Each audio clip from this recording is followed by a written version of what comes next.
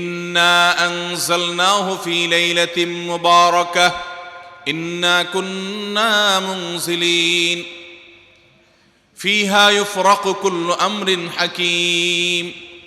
আল্লাহ বলেছেন, আমি নিশ্চয় কোরআনকে নাজিল করেছি, অবতীর্ণ করেছি একটি বরকতময় রাতে। কোন রাতে বরকত নাজিল করেছেন আল্লাহ তাআলা? বরকতময় রাতে কোরআন নাজিল করেছেন আল্লাহ বলেছেন। আর এই বরকতময় রাতটা কোন রাত যে রাতে কোরআন নাজিল হয়েছিল? শবে কদর। কোনো সন্দেহ আছে? কারণ কোরআনের আরেক আয়াত বলছে, ইন্না আনজালনাহু ফি লাইলাতিল কদর, আমি কোরআনকে নাজিল করেছি যে রাতে, সেটা হলো লাইলাতুল কদরে। তাহলে লাইলাতুল কদরে আল্লাহ কোরআন নাজিল করেছেন। আর সূরা দুখানে বলেছেন, আমি একটি বরকতময় রাতে কোরআন নাজিল করেছি। তাহলে এখানে বরকতময় রাত বলতে যে লাইলাতুল কদরকে বোঝানো হয়েছে, সেটা দিনের আলোর মতো পরিষ্কার। ঠিক কিনা বলেন? এরপর আয়াত আল্লাহ বলেছেন, ফিহা ইউফরাকু কুল্লু আমরিন হাকীম, এই বরকতময় রাত যে রাতে কোরআন নাজিল হয়েছে অর্থাৎ লাইলাতুল কদর, সেই রাতেই সমস্ত গুরুত্বপূর্ণ হিকমাপূর্ণ বিষয়গুলো সব ধার্য হয়ে থাকে, নির্ধারণ হয়ে থাকে। এই আয়াতের আলোকে বোঝা যায় মানুষের ভাগ্য সারা বছরের যেটি লিপিবদ্ধ হওয়ার কথা, সারা বছরের যে বাজেট হওয়ার কথা, সেটা হয়ে থাকে লাইলাতুল কদরে, শবে কদরে। বছরের সবচেয়ে শ্রেষ্ঠ রাত হলো লাইলাতুল কদর, যেই রাতে আল্লাহ তাআলা বান্দার ভাগ্য ঠিক করেন। এই রাতে যে ভাগ্য আল্লাহ নির্ধারণ করে থাকেন, সেই নির্ধারণটা যেন আমাদের অনুকূলে হয়, সেই নির্ধারণটা যেন আমাদের জন্য কল্যাণকর হয়। আল্লাহ যেন আমাদের ভাগ্যে ভালো কিছু লেখেন, খারাপ কিছু যেন না লেখেন। আল্লাহ যেন তাকদীরে আমাদেরকে ভালো কিছু দেন, মন্দ কিছু থেকে বাঁচিয়ে রাখেন। সেজন্য আমরা সবাই কামনা করি কি করি না? দ্বিতীয় কথা হলো, ভাগ্য নির্ধারণের জন্য একটা রাত মসজিদে গিয়ে ইবাদত বন্দেগী করলেই আমার ভাগ্য নির্ধারিত হয়ে যাবে বা ভাগ্য ভালো কিছু লেখা হয়ে যাবে ভাগ্যে, এরকম কোনো কথা কোরআন বা হাদিস থেকে পাওয়া যায়? কোরআন হাদিসে কি পাওয়া যায়? সূরা নাহাল আয়াত নম্বর 97। সূরার নাম সূরা নাহাল, আয়াত নম্বর কত? 97। আল্লাহ রাব্বুল আলামিন ইরশাদ করেছেন, মান আমিলা সালিহাম মিনকুম মান আমিলা সালিহাম মিন যাকারিন আও উনসা ওয়া হুয়া মুমিন, পুরুষ হোক আর নারী হোক, যে কোনো ব্যক্তি যদি ঈমানদার অবস্থায় ভালো কাজ করে, পুরুষ হোক কিংবা মহিলা, যে কেউ যদি ভালো কাজ খুঁটে খুঁটে খুঁটে নেক আমল করে, ভালো ভালো নেক কাজ, কোরআন হাদিসে নির্দেশিত কাজ, আল্লাহ যা করতে বলেছেন, রাসূল সাল্লাল্লাহু আলাইহি ওয়াসাল্লাম যা করতে বলেছেন, যদি সে কাজগুলো করে, এমত অবস্থায় করে যে সে ঈমানদার, অর্থাৎ ঈমান থাকতে হবে, ঈমান আছে এই অবস্থায় যদি নেক আমল করে, তাহলে কি হবে?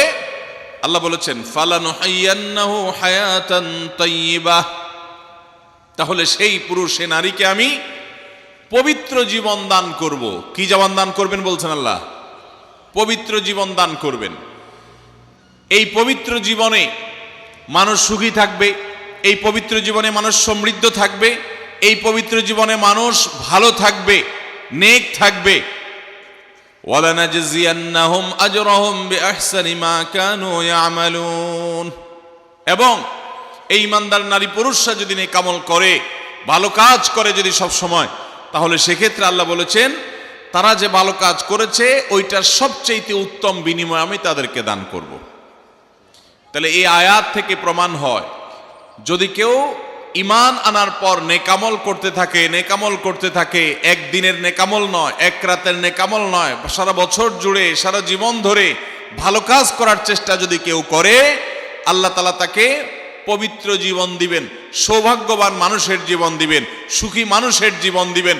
এখান থেকে বোঝা যায় কি, ভাগ্য নির্ধারণের জন্য এক রাত আমল করতে হবে নাকি সারা বছর? সূরা আরাফ আয়াত নম্বর 96, সূরা আরাফ আয়াত নম্বর কত? 96। আল্লাহ বলেছেন, ওয়ালাউ আন্না আহলাল কুরা আমানু ওয়াত্তাকাউ, যদি কোন জনপদের লোকেরা ঈমান আনে আর তাকওয়া অবলম্বন করে। তাকওয়া কি? তাকওয়া হলো আল্লাহর ভয়ে সে আল্লাহর নির্দেশগুলো মানে আর হারামগুলো বর্জন করে। এরকম যদি কেউ করে, লাফাতাহনা আলাইহিম বারাকাতিম মিনাস সামাই ওয়াল আরদ, আল্লাহ বলেছেন তাহলে ওই ব্যক্তিকে আসমান এবং জমিন থেকে সমস্ত বরকত সমূহের দুয়ার সবগুলো তার জন্য খুলে দেওয়া হবে।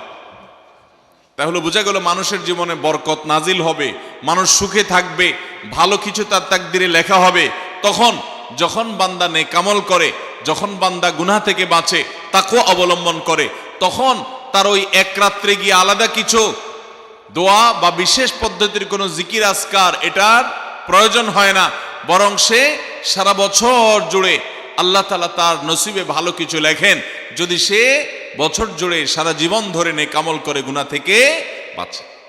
ভাইরা আমার, আপনাকে আল্লাহ তাআলা কোনো কলকারখানার মালিক বানিয়েছে, কোনো মিল ইন্ডাস্ট্রি আছে আপনার। ধরুন আপনার বাসায় দুটা মেশিন আছে, সেলাই মেশিন আছে। আপনার যেই মেশিনটা ভালো, এটা দিয়ে আপনার কাজ হয়, প্রোডাকশন হয়, ওই মেশিনটাকে তেল মোবিল আপনি ঠিক মতো দিবেন কি দিবেন না? যেহেতু ওইটা সার্ভিস দেয় আপনাকে, ওখান থেকে আপনার প্রোডাকশন হয়, ভালো কিছু অর্জিত হয়, সেজন্য আপনি অটোমেটিকলি সেটার জন্য বিদ্যুৎ সাপ্লাই দিবেন, গ্যাস লাগলে গ্যাসের সাপ্লাই যে মেশিনের জন্য দরকার সেটা দিবেন, তেল মোবিল যা যা দেওয়া দরকার সেটা দিবেন, নষ্ট হলে সাথে সাথে ওটা ঠিক করাবেন, যা যা দরকার সব ব্যবস্থা আপনি করবেন। কারণ মেশিনটা আপনার প্রোডাক্টিভ, মেশিনটা আপনার প্রোডাকশন দিচ্ছে, এখান থেকে ভালো কিছু পাওয়া যাচ্ছে, সেজন্য আপনি এটা দিবেন। আরেকটা মেশিন যদি হয় যে মেশিন থেকে আপনার কোনো সার্ভিস আপনি পান না, প্রোডাকশন দেয় না, মেশিনটা নষ্ট হয়ে অকেজো হয়ে পড়ে আছে, তাহলে ওই মেশিনে কি আপনি বিদ্যুৎ সাপ্লাই দিবেন? ওখানে কি আপনি অন্য যা দরকার আছে তেল মোবিল নিয়মিত দেওয়া, এগুলো কি আপনি করবেন? করবেন না। হ্যাঁ, ওইটার জন্য মাসে মাসে কিস্তি যদি দেওয়ার দরকার হয়, আগে থেকে কেনা থাকে, তাহলে আপনি কিস্তি পরিশোধ করবেন। অন্য কিছু আগে থেকে করা দরকার আছে সেটা আপনি করবেন। আল্লাহ রাব্বুল আলামিন ঠিক একইভাবে তার যে বান্দারা তার অনুগত থাকে, তাকওয়া অবলম্বন করে, হারাম থেকে বাঁচে, গুনাহ থেকে বাঁচে, ফরজ কাজগুলো করে, আল্লাহ তাআলা তার সেই বান্দাদের জন্য ভালো কিছু তাদের তাকদীরে লিপিবদ্ধ করেন, তাদের জন্য নসিবে ভালো কিছু রাখেন, তাদেরকে সুখের জীবন দান করেন, সৌভাগ্য দান করেন, আল্লাহ তাআলা প্রকৃত প্রশান্তি মনের সেটা দান করেন আল্লাহর ঈমানদার এবং নেককার বান্দাদেরকে, আমলে সালেহ কর্মওয়ালা বান্দাদেরকে, মুত্তাকি পরহেজগার বান্দাদেরকে। আর যারা আল্লাহর এই আনুগত্য করে না, যারা আল্লাহ রাব্বুল আলামিনের প্রতি ঈমান আনে না, যারা নেকামল করে না, যারা তাকওয়া অবলম্বন করে না, এই মানুষগুলো তাদেরকে আল্লাহ তাআলা ওই দুনিয়াতে বেঁচে থাকার জন্য, দুনিয়া সিজনুল মুমিন ওয়া জান্নাতুল কাফির হাদিসে আসছে, দুনিয়া হলো ইমানদারের জন্য জেলখানা, আর কাফিরের জন্য, ইমানদারের জন্য হলো জেলখানা, আর কাফিরের জন্য জান্নাতের মতো যা খুশি করতে পারে। আল্লাহ তাআলা তাকে কিছু রিজিক দিয়ে বাঁচায় রাখেন, কিন্তু এই রিজিকের কোনো মূল্য আল্লাহর কাছে নাই। নবী করিম সাল্লাল্লাহু আলাইহি সাল্লাম বলেছেন, যদি দুনিয়া এবং দুনিয়ার মধ্যে যা কিছু আছে এগুলো যদি মাছির ডানার মতো মূল্য রাখতো, তো আল্লাহ তাআলা দুনিয়াতে আল্লাহর প্রতি অবিশ্বাসী কাউকে এক ঢোক পানিও পান করতে দিতেন না।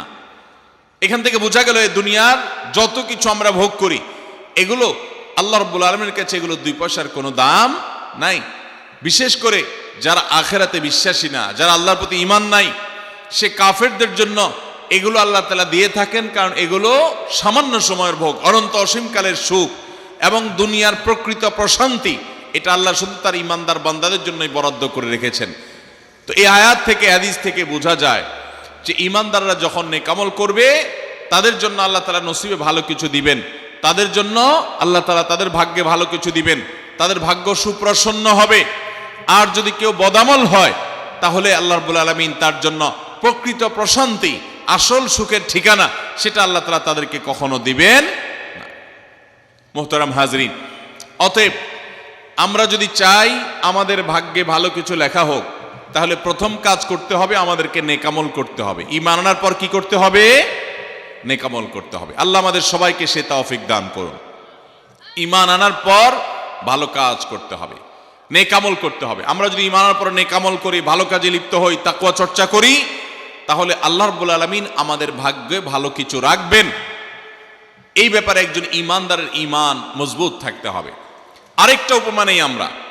ধরুন একজন জনপ্রতিনিধি, ওনার যারা প্রচার প্রচারণা করে, ওনার পক্ষে যারা মানুষের কাছ থেকে ভোট কালেকশন করে, সংগ্রহ করে,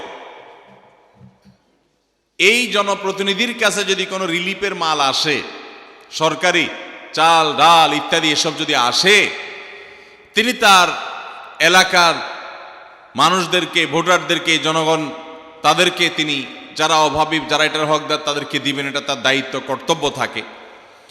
যদি তার কোনো আগে থেকে তার দলের কোনো কর্মী থাকে, নির্বাচনের সময় তার অনুগত কোনো মানুষ থাকে যে তার পক্ষে কাজ করছে অনেক বেশি, তো এই লোকটার যদি রিলিফের দরকার হয়, সে কি ওই চেয়ারম্যান সাহেবের কাছে আর জনপ্রতিনিধির কাছে ধর্ণা দিয়ে আলাদা পিছনে আপনার লাইন ধরে ঘুরতে হবে? তার অটোমেটিক তাকে দেয়া হবে, কারণ সে আগে থেকেই তার লোক। অতএব অন্য 10 জন যদি পায়, এই লোক বরং তারও আগে পাবে। ঠিক একইভাবে যে সারা বছর জুড়ে নেকামল করে, তাকওয়া অবলম্বন করে, গুনাহ থেকে বাঁচে, আল্লাহর আনুগত্য করে, আল্লাহর আদেশ নিষেধগুলো মেনে চলে, 5 ওয়াক্ত নামাজ পড়ে, হালাল হারাম বাজ বিচার করে চলে, আল্লাহর ভয় অন্তরে লালন করে, ওই আল্লাহর বান্দাকে আল্লাহ যখন ভাগ্য লিপিবদ্ধ করবেন, আল্লাহ যখন বাজেট ঘোষণা করবেন, তখন আল্লাহ তাআলা তার সে ইমানদার, সে মুত্তাকি বান্দার জন্য বাজেট রাখবেন ভালো। এটা তো বলার অপেক্ষা রাখে? অতএব ভাগ্য সুপ্রসন্ন হওয়ার জন্য, ভাগ্যে ভালো কিছু লেখা হওয়ার জন্য এক রাতের ইবাদত নয়। এই সমস্ত আয়াত, হাদিস, উপমা থেকে আমরা বুঝাবার চেষ্টা করছি যে আমাদেরকে করতে হবে সারা বছর জুড়ে ভালো কাজের চর্চা, নেকামলের চর্চা। তাহলে আমরা নেকামলের মাধ্যমে আল্লাহ রাব্বুল আলামিনের কাছ থেকে ভালো কিছুর ফয়সালা পাবো ইনশাআল্লাহ।